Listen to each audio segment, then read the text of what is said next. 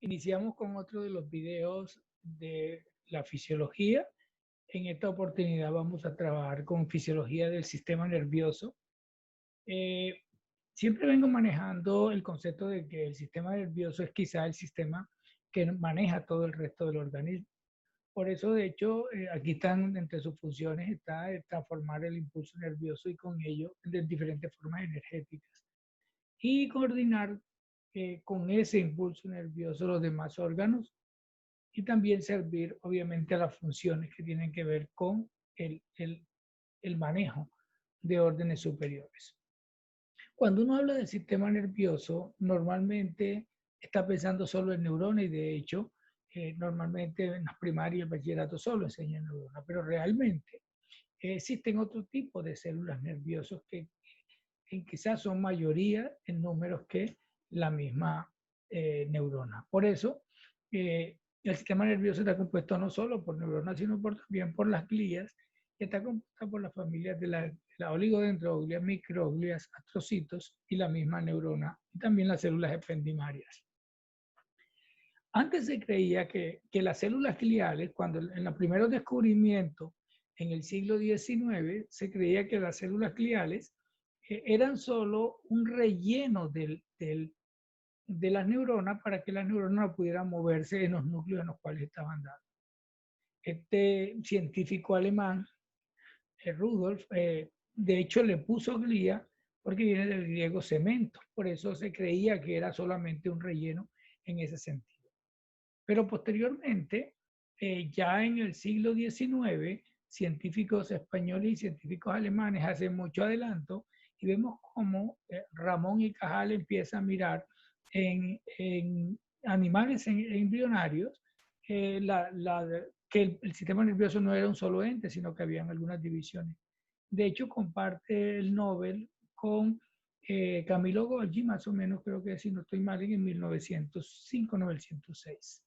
Y uno de sus discípulos, Pío Río Ortega, quien descubrió las crías, también trabajó en estos descubrimientos y ellos generan una serie de nuevos conceptos que hacen que se sepa que las glías están agrupadas en tres grandes familias y que esas tres grandes familias son las oligodendroglias, las microglias y las astroglias. Y los conceptos que se fueron modernizando después de los científicos españoles es que se creía, como se creían que ellas eran simples rellenos, se creían que eran células intersticiales. Mas, sin embargo, los diferentes descubrimientos de la ciencia y la tecnología conllevaron a que realmente no son células que vienen del intersticio, sino células que vienen de derivación neuroepitelial y no mesodérmica como se creía inicialmente. De hecho, también viene de mismos orígenes de las neuronas. Y como le dijimos posteriormente con Río Ortega, se descubre que la única glía hasta el momento que se descubre que tiene un origen mesodérmico es la microglia. Y con las células gliales nace un concepto nuevo porque como ellas fueron las últimas en entrar como células excitables, recuerden en el video anterior cuando hablábamos de potencial de acción, vemos que allí que se creía que solo la sinapsis dentro del sistema nervioso central podían ser neuronas. Más sin embargo, aquí podemos ver cómo aquí hay una neurona, el terminal presináptico y el terminal posináptico aquí en la sinapsis, ¿verdad? Y vemos que hay una sinapsis de tipo químico y un intercambio de los neurotransmisores con sus respectivos receptores. Pero también nos quiere demostrar este esquema que hay una comunicación entre las glías en sí, pero hay una comunicación entre la glía, una comunicación de tipo químico, de una sinapsis de tipo químico, entre las glías y las neuronas presinápticas. Esto nos ha llevado a formular de que hay una modulación de las glías con respecto a la liberación de los neurotransmisores. Así que están involucradas en la transmisión del impulso nervioso y como vamos a ver adelante también en la neuroplasticidad y en la glioplasticidad, que es lo que se está generado posteriormente. En esta imagen tomada en el cerebelo de rata, se ve una sinapsis donde se ve como el axón cubre una célula de Purkinje y vemos claramente las vesículas sinápticas aquí en la parte de la sinapsis entre el axón y la fibra de Purkinje. Pero también vemos claramente cómo nos muestra, nos lo habían dicho siempre, que las sinapsis estaban cubiertas por glías, y aquí en este caso un astrocito, y se ve claramente aquí donde hay un intercambio sináptico a través de neurotransmisores y gliotransmisores. Entonces, eso demuestra ya el intercambio sináptico, no solo neurona a neurona, sino también glía, neurona y neurona glía. Y en este esquema posterior, los investigadores han podido demostrar que hay una complejidad en la unión y en los intercambios sinápticos, repito, no solo entre las diferentes glías con la neurona, sino entre ellas mismas. O sea, en conclusión, que hay sinapsis glía neuronal, pero también hay sinapsis gliales, ¿cierto? Ese es el nuevo concepto que existe, y esto ha involucrado a las glías en los nuevos procedimientos de desarrollo neuronal, pero también de degeneración neuronal. Y entonces hablábamos de redes neuronales, pero ahora tenemos que hablar de redes neurogliales, porque como están comprometidos desde el punto de vista de la formación del sistema nervioso y son muy activas y además modulan el sistema nervioso, y también hemos encontrado que las glías forman parte de esa red, ¿verdad? Y también se ha encontrado, hablábamos de la plasticidad del sistema nervioso. Hablando de plasticidad en el sentido de que el sistema nervioso, cuando es sometido a estímulos constantes y continuos, va cambiando, va modulando esos estímulos y se va amoldando a esos estímulos. Se ha encontrado que las glías también participan y también hacen ese cambio. Por lo tanto, hay una plasticidad neuronal que ya se había hablado y se había documentado, pero en este momento también existe una plasticidad glial. O sea que hemos avanzado en el conocimiento del sistema nervioso, y eso ha conllevado a saber sobre algunas patologías, sobre todo neurodegenerativas, desde ese punto de vista. Y obviamente, si hay una sinapsis entre neurona y glía, y entre glía y glía, eso quiere decir que hay transmisores involucrados, y por lo tanto, como provienen de la glía, entonces estamos hablando de un nuevo concepto, que son los gliotransmisores. Y se ha encontrado que esos gliotransmisores pueden ser excitatorios. Está comprometido, está ya identificado el glutamato, está identificado la serina, el ATP, y otros sistemas y otras sustancias comprometidas en esas partes de la actividad nerviosa, pero también se ha encontrado unos tipos de neurotransmisores de tipo inhibitorio, como la adenosina, y el cual se ha trabajado mucho en el hipocampo, y tiene que ver en el sistema límbico, perdón, y tiene que ver con la parte del sueño, y la parte de somnolencia y la parte del sueño está comprometido mucho la adenosina. Bien, en conclusión tenemos entonces que en el sistema nervioso no existen solo células neuronas, también existen glías, las cuales pues están divididas en diferentes familias. Haciendo un pequeño resumen de cada una, vemos que la más estudiada, la más abundante, quizás la que más se le conocen funciones, son las astrocitos o astroglía.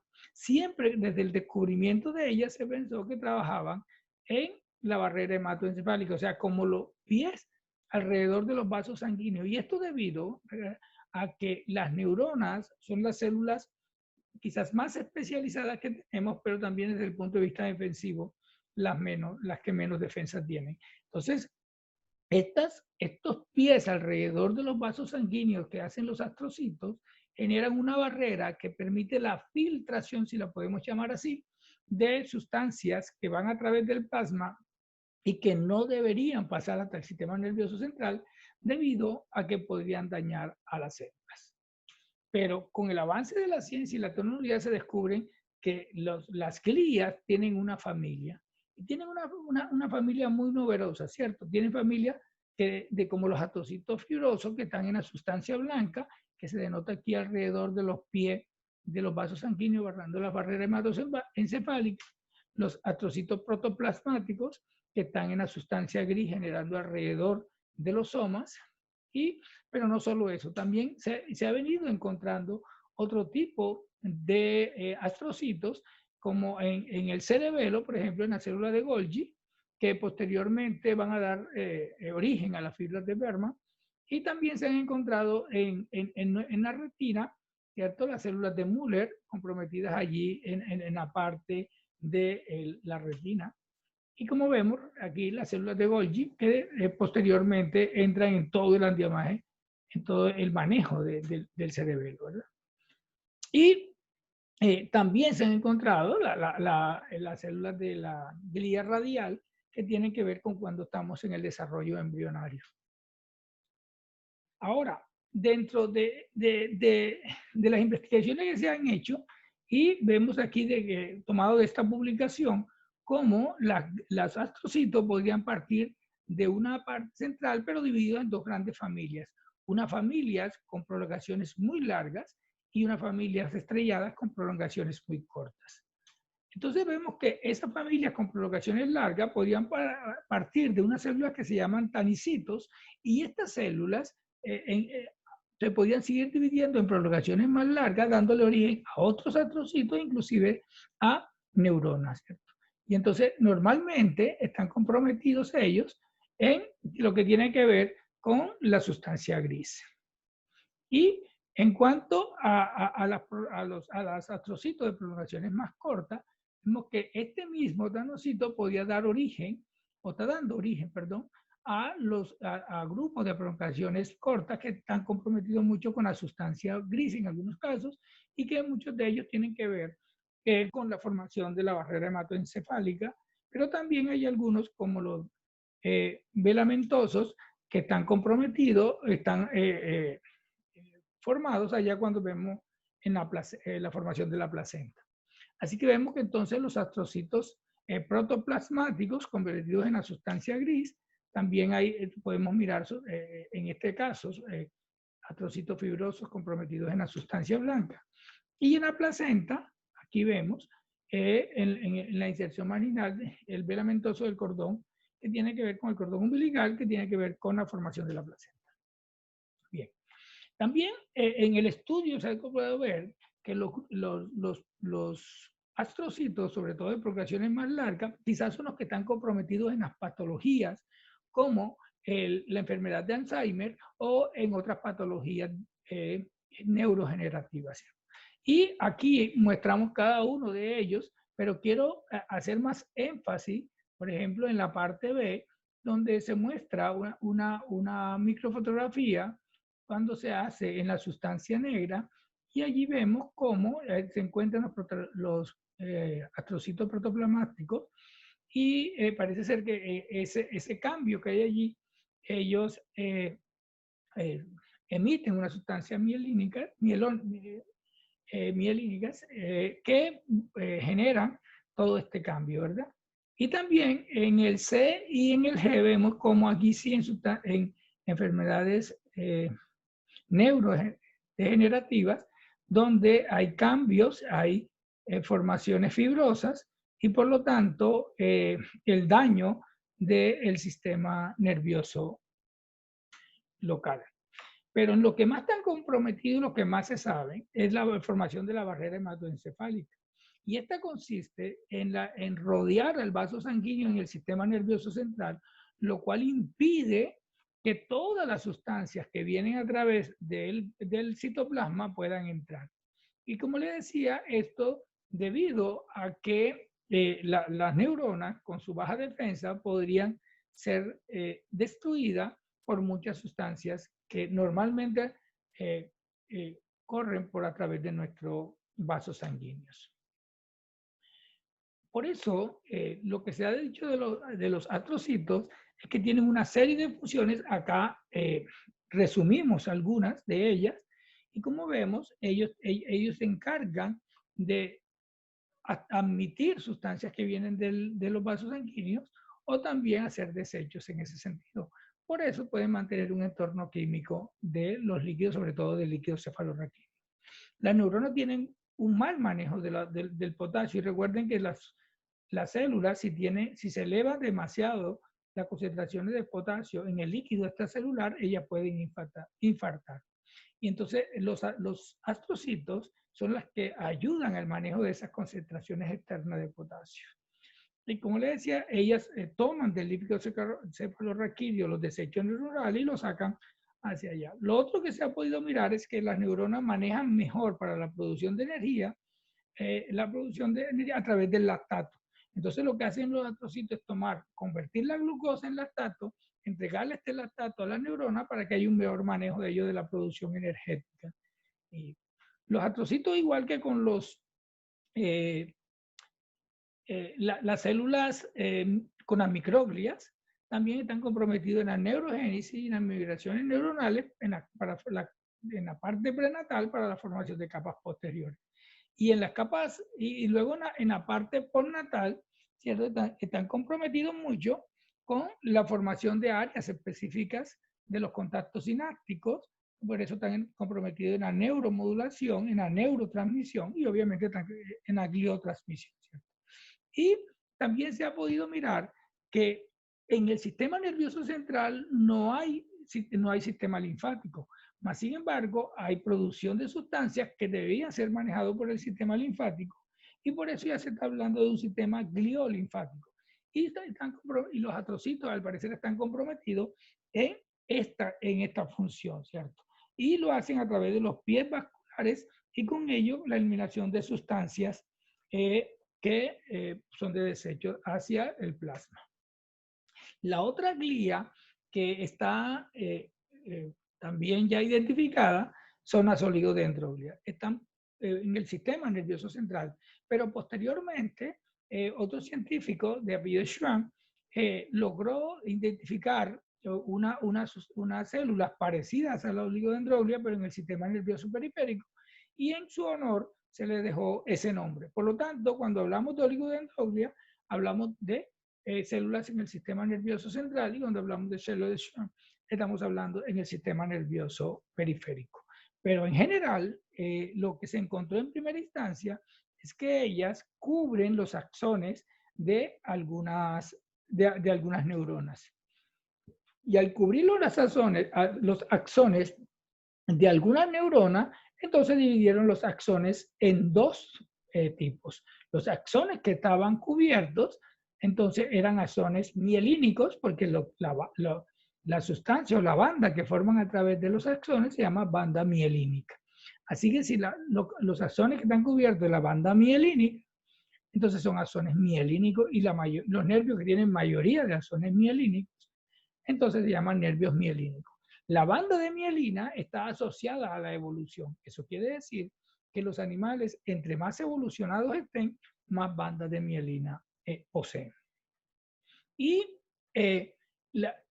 solo aquí hay un sitio que se llama nodo de Ranvier, y como vamos a ver adelante, es el sitio donde el axón tiene contacto con el líquido extracelular y a través de él se podía generar el potencial de acción.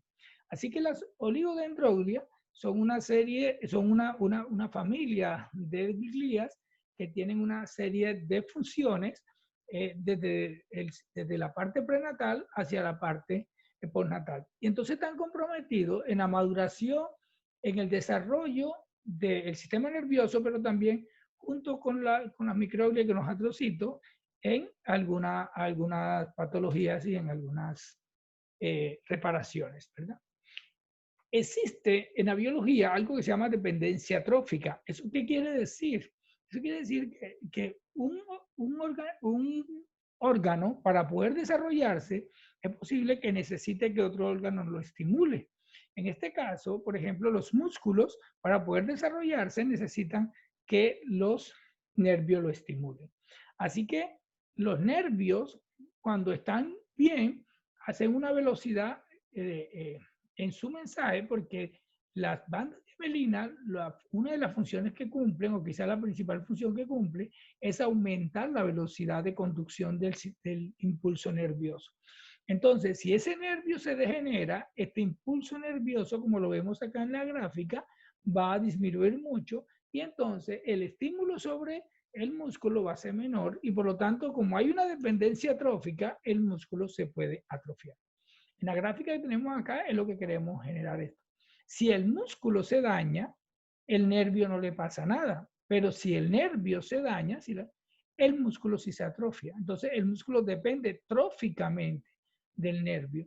Así que si esta neurona se muere o se atrofia su banda de mielina y se atrofia su conducción, entonces este músculo va a ser poco estimulado y por lo tanto poco desarrollado. Eso es lo que sucede en enfermedades como la poliomielitis, donde la banda de mielina es destruida y por lo tanto su conducción es menor y eso hace que el desarrollo de los músculos de las personas que sufren esta patología sea menor y por eso tengan problemas en la marcha. Pero a nivel, y eso en las células de Schwann, pero a nivel central, en las oligodendroglia también se puede generar una desmielinización y por daño de la banda de mielina y entonces un caso concreto y que está muy de moda es una esclerosis múltiple, donde al dañarse la banda de mielina y donde hay menos, donde la conducción nerviosa se atrofia, pues las personas van a tener manifestaciones propias de esta patología. Y la otra glía que tenemos es la microglia o microglías. Esta glía, que recuerden, es de origen mesodérmico, descubierta por Pío, es una de las que genera una serie de funciones, no solo en la parte ya postnatal, sino de la parte prenatal. Así que en el embrión ya ella tiene que ver con la síntesis de factores de crecimiento del sistema nervioso central, por lo tanto está involucrada en el sistema, en el desarrollo del sistema nervioso central, ¿verdad? También él tiene que ver en la eliminación de las células muertas. Allá adentro, cuando la célula muere, quien hace la fagocitosis y la remoción de esa célula es esa parte, la célula, la microglia, ¿cierto? Pero no solo también tienen los desarrollos neuronales con los factores de crecimiento, también contribuye a esa plasticidad neuronal y plasticidad glial que vimos, que hablamos ahorita, y también tiene que ver con las reparaciones de lesiones. Ellas están involucradas en los procesos neuropatológicos y neurodegenerativos. Se cree que esta célula se presenta en unos procesos nuevos que se llaman neuroinflamatorios y en respuesta a procesos, sobre todo en lo que tiene que ver con las enfermedades neurodegenerativas. Así que aquí resumiendo en esta diapositiva vemos que las microglías tienen que ver con el sistema inmune y fagocitan para remover sustancias muertas. También tienen que ver con la parte en la plasticidad de remover las podas sinápticas, en la degeneración o en la formación del sistema nervioso, en el cuidado o degeneración de la mielinización y en la vascularización. En esta gráfica mostramos a través de esta publicación cómo se ha planteado de que las microglías no solo son una, sino que son solo una familia, que desde la parte embrionaria pueden emigrar a otras partes del sistema nervioso y constituir las diferentes glías, las diferentes microglías que van a cumplir las diferentes funciones en el sistema. Y por último, entre las células gliales tenemos las células ependimarias. Estas células que recubren todo lo que tienen que ver con los ventrículos y la parte interna de la médula espinal, están involucradas, como lo ven acá, están involucradas directamente con el líquido cefalorraquídeo porque se les da la función, se le da la función de la formación de este líquido. Y en este sentido, podemos mirar acá, miremos aquí, y nos vamos a detallar la formación del líquido cefalorraquídeo. Vemos cómo, para destacar la formación de lactato, como habíamos dicho, que contribuye a la formación energética de las neuronas y otra serie de formaciones, ¿verdad? En conclusión, queríamos decir que el líquido cefalorraquídeo tiene que ver mucho con disminuir el peso del cerebro, y eso hace, recuerden que cuando estamos en líquido, eso cambia la densidad de los cuerpos, evita la comprensión y por lo tanto la trauma cerebral. Es el que suministra los nutrientes porque no va directamente desde el plasma, sino tiene que pasar la barrera hematoencefálica y es el que se hace el encargado de todo eso. Y además de eso, la eliminación de todo el sistema nervioso central la hace él hasta los astrocitos para que a través de la barrera hematoencefálica pueda desecharse. Y las otras células, además de las glías que se encuentran en el sistema nervioso, son las neuronas. Estas células tienen dos propiedades muy importantes: la irritabilidad y la conductibilidad. La irritabilidad, como lo maneja acá, tiene que ver a que ella puede responder a estímulos y a través de esa respuesta de estímulo puede transmitir ese estímulo, y esa transmisión es lo que llamamos conductibilidad, ¿cierto? Poder transmitir la excitación que tiene que ver cuando la célula ha sido irritada o ha sido excitada. Podemos dividir las neuronas desde varios tipos, pero desde el punto de vista morfológico están las neuronas que toda neurona tiene un soma, un axón y puede tener una o varias dendritas. Cuando las neuronas tienen su soma, su axón y muchas dendritas, se le llama multipolares. Pero cuando las neuronas tienen el soma y solo tienen una prolongación que hace el axón y la otra prolongación que es la dendrita, entonces se le llaman bipolares. Y por último, hay las neuronas que solamente tienen una prolongación y luego se dividen. Estas pueden ser unipolares, que son muy características de los invertebrados, o también unas llamadas unipolares en los vertebrados, que también son llamadas pseudopolares. Esto debido a que durante el periodo embrionario son células bipolares, que en el desarrollo embrionario se van uniendo las dos prolongaciones y quedan en una sola. Y entonces el que hacía de axón sigue siendo axón, el otro es de dendrita, y parecía que fuera una sola prolongación cuando son la unión de las dos. Ahora, ¿cómo conduce el nervio o cómo transmite su excitación, verdad? Entonces ya como vimos potencial de acción, obviamente no vamos a explicar toda esa parte, pero lo que sí vemos es que cuando el nervio, vamos por ejemplo en el axón, ¿verdad? Es excitado, él se va a despolarizar y esa despolarización va a abrir los canales de potasio y que va a generar, obviamente, toda la entrada de potasio, va a cambiar la polaridad de la célula y esa entrada masiva de potasio va a generar la despolarización del siguiente tramo y de esa forma se va a ir transmitiendo el impulso nervioso. En este caso, que es un nervio que no tiene banda de mielina, entonces la despolarización se va a ir transmitiendo de lado y lado de la neurona y se va transmitiendo a todo lo largo de la neurona. Por eso se llama conducción nerviosa de tipo lineal. En cambio, cuando existen las bandas de mielina, solo queda libre el axón en los nodos de Ranvier. Así que es el único sitio donde puede tener contacto directo con el líquido extracelular y por lo tanto allí es donde se puede generar el potencial de acción. En ese sentido, como allí solo se da el potencial de acción, entonces la conducción se da de nodo de Ranvier a nodo de Ranvier. Y eso pareciese que fueran dando como saltos. Por eso se le llama conducción saltatoria, ¿verdad? Como lo vemos aquí en esta gráfica. ¿Cierto? Como se va dando de nodo de Ranvier en nodo de Ranvier, desde el punto de vista de un dibujo plano, parece que se fuera saltando. Entonces se le ha llamado conducción saltatoria. Y recuerden que esa conducción saltatoria puede estar afectada si la banda de mielina, o sea, se afecta si hay una desmielinización y entonces la conducción pierde velocidad y por lo tanto pierde efecto sobre el órgano que esté generando. La otra división de las neuronas puede ser de acuerdo a su función: las motoras, las sensitivas y las asociativas. Está de más explicar ya que debido a los nombres que tienen, pero sabemos que hay un estímulo receptor.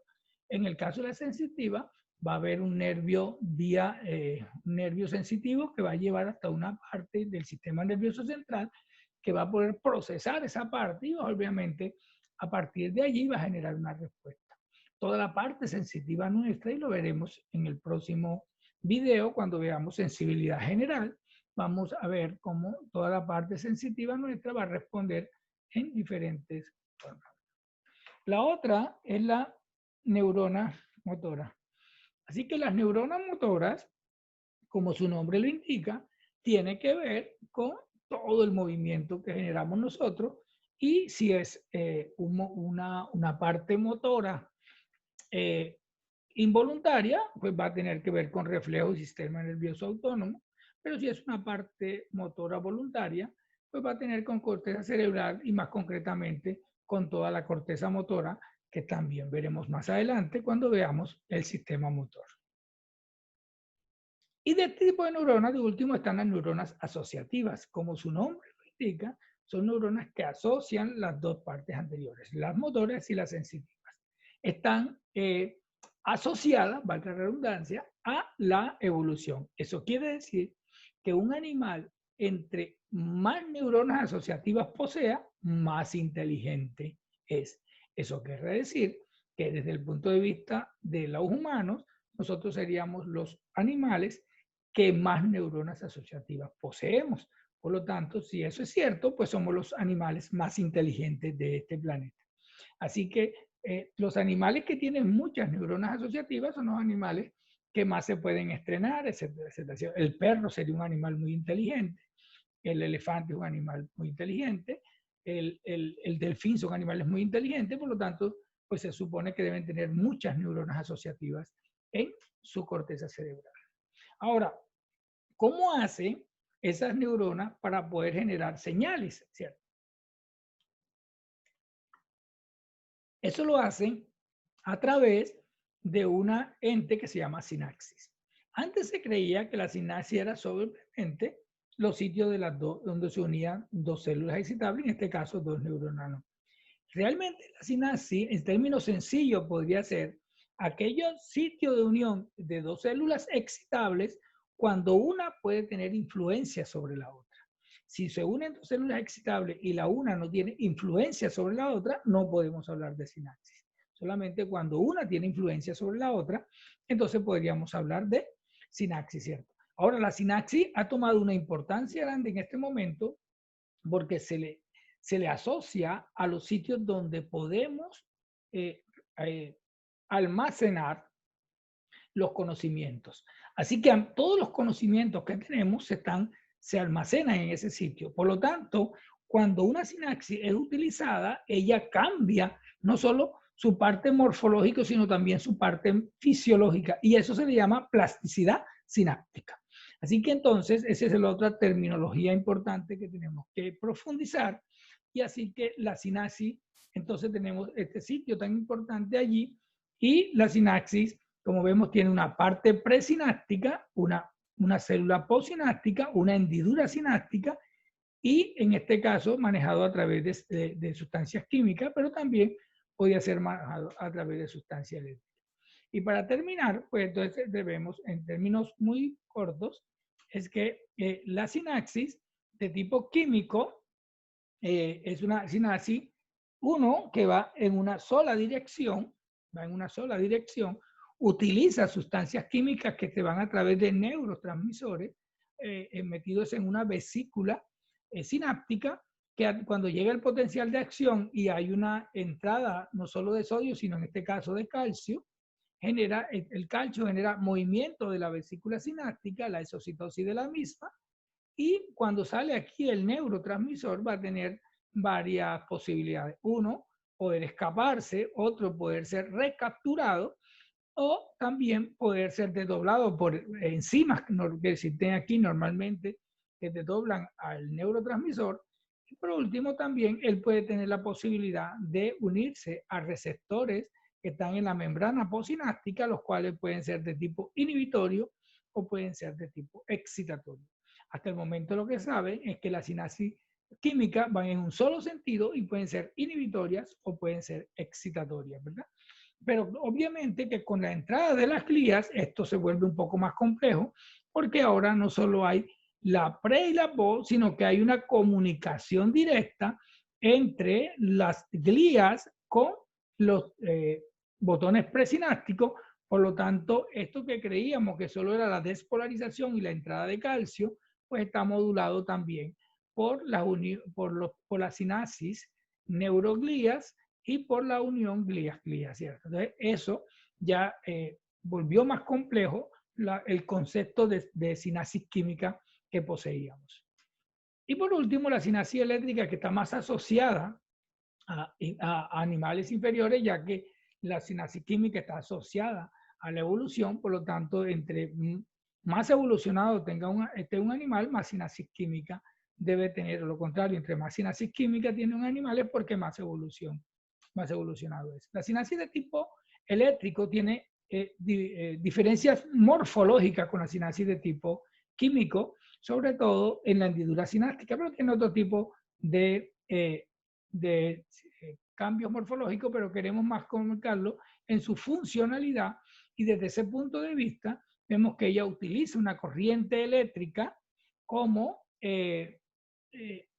para poder transmitir la señal, pero además de eso puede generarse en ambas vías. O sea, en algún momento puede ir en una dirección, en otro momento puede ir en dirección contraria. Por lo tanto, cuando va en esta dirección, este será pre y este será post, o cuando va en dirección contraria, cambian lo pre y lo post. Y también hasta el momento lo que se ha encontrado es que las sinapsis de tipo eléctrico siempre son de tipo excitatorio. Bueno, entonces, hasta este sinapsis de tipo eléctrico quería contarle en este video, y para el próximo video pues entraremos ya en la parte de sensibilidad general. Y como siempre, les recuerdo que si conoces la fisiología, podrás conocerte mejor.